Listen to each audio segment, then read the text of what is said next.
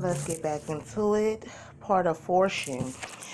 So, part of fortune is basically on fulfillment, basically your happiness, basically where you at, where your comfort zone at, basically just about manifesting intentions, basically affirmation, like just basically like where your joy at.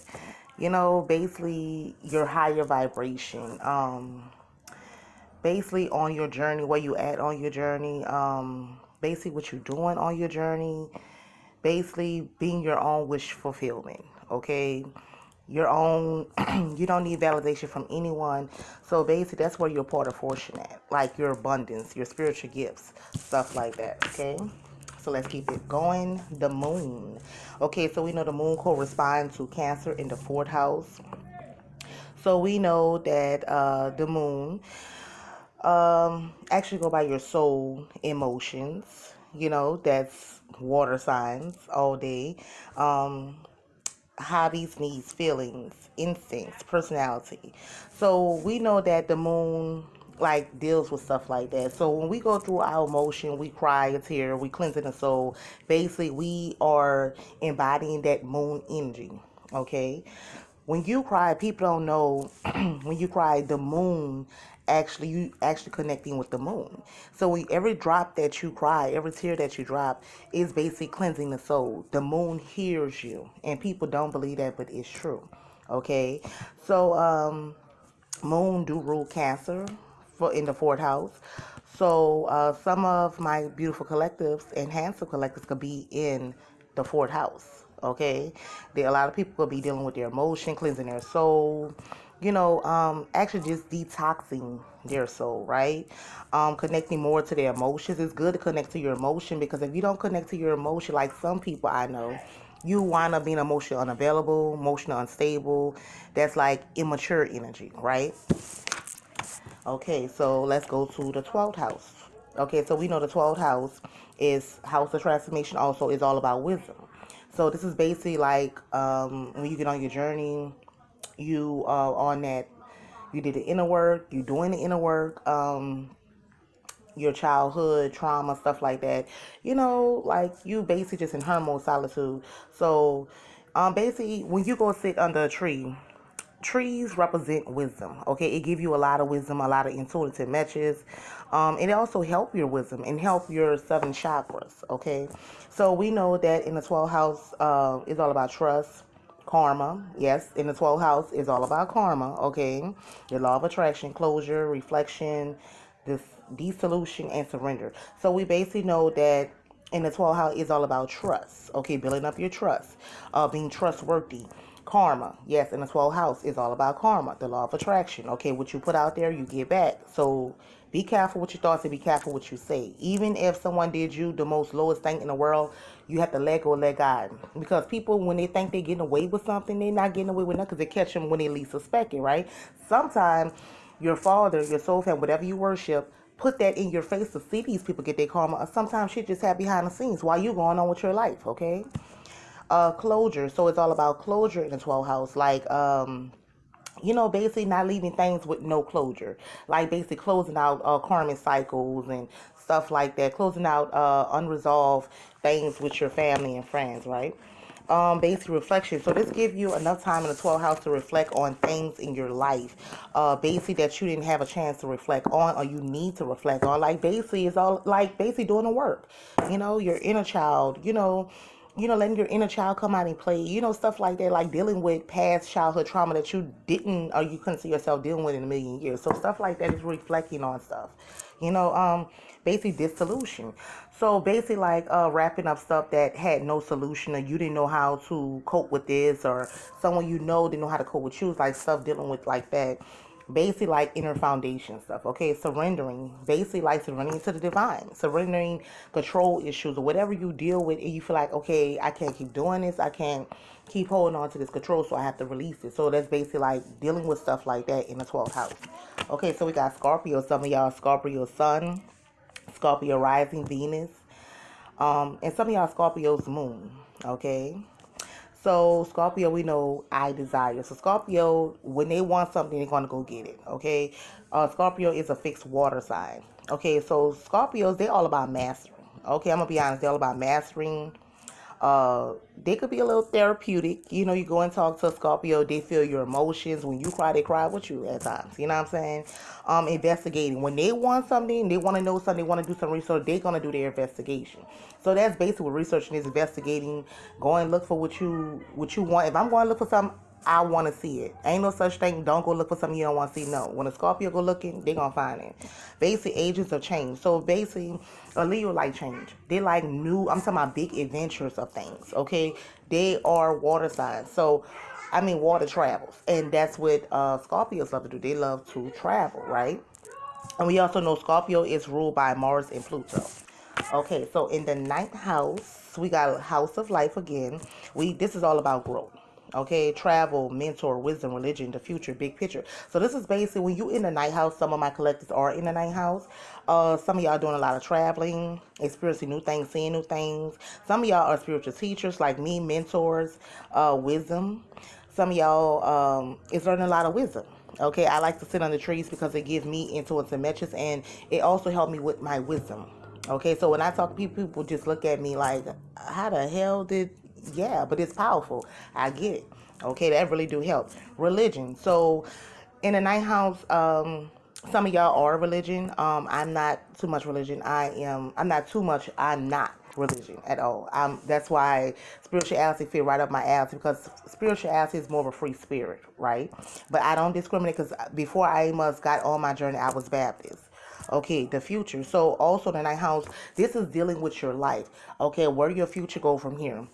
What do you plan on doing with yourself? What do you want to be creative at? What are you good at? So stuff like that. And seeing a bigger picture, you start seeing a bigger picture with people. I'm gonna be honest. You start seeing a bigger picture with people, with family, friends, lovers. It's basically like weighing a motivate. Motivate is also good for that, to know who you have in your circle, who good for you, who not good for you. Like motivate help you basically see big pictures of things too. Okay, who should be in your life, who shouldn't, what you should do, what you shouldn't do.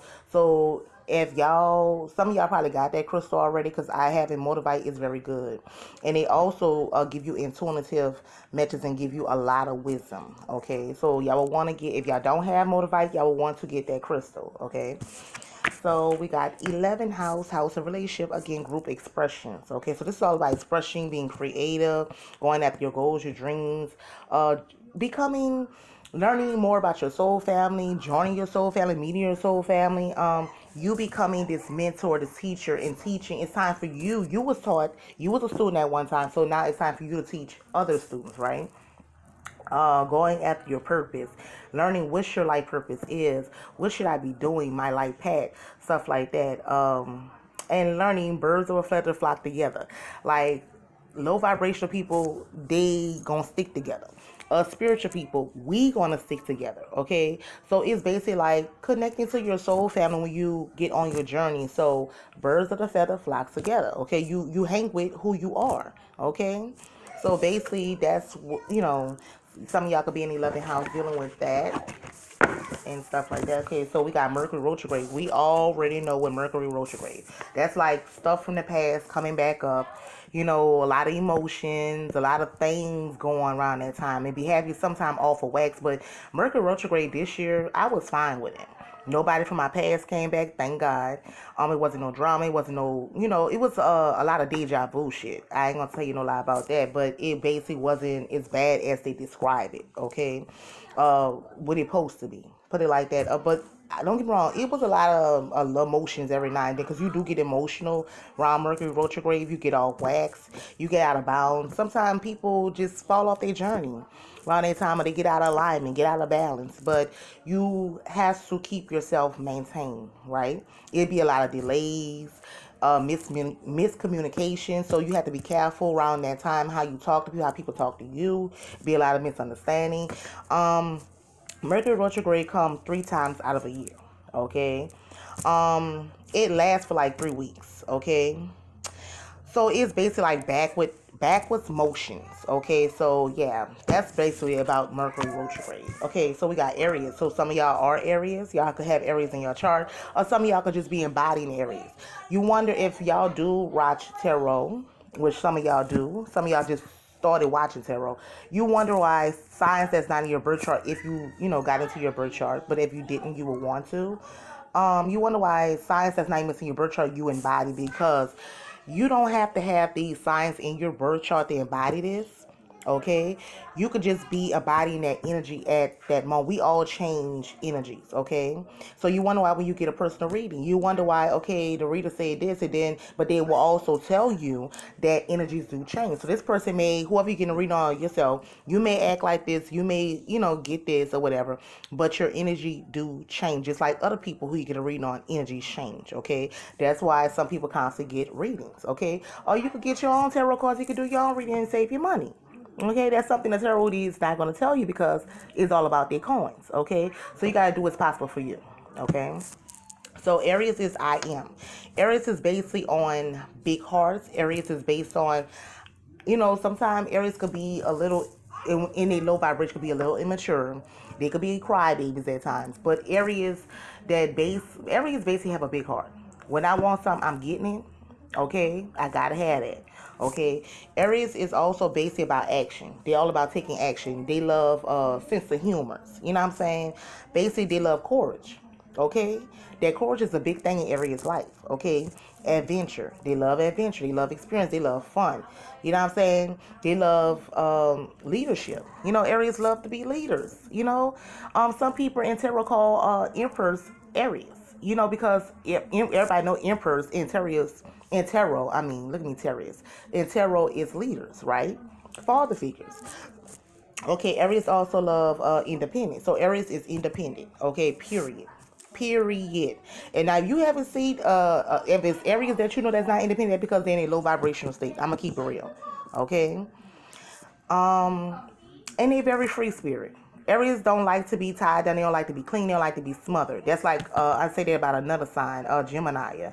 Um, they don't like to be smothered. They don't like to be tied down. Okay, not saying in a relationship. I'm talking about like they free spirit. Okay, they independent. They leaderships. Okay, so Aries are got that fire in them, that passion. All fire signs do, but Aries is more like the leadership. Okay, they like to stand out. They like to be the leader. They like to be independent. Look, I don't need no help. I don't need no group. I'm good. Not being selfish, but that just in there, that just Aries for you. Okay, and we also know that Aries is ruled by Mars, so that's basically like a masculine, because we know Mars is more like a masculine embodying energy, right? So of course Aries gonna be what? Leadership. Of course Aries gonna be independent. Okay, all right. So let's go to Mars, last one.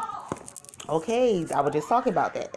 Mars is basically like a masculine embodied energy, and I'm not saying that you could be a feminine in Mars, but you're gonna be embodying your masculine energy, right?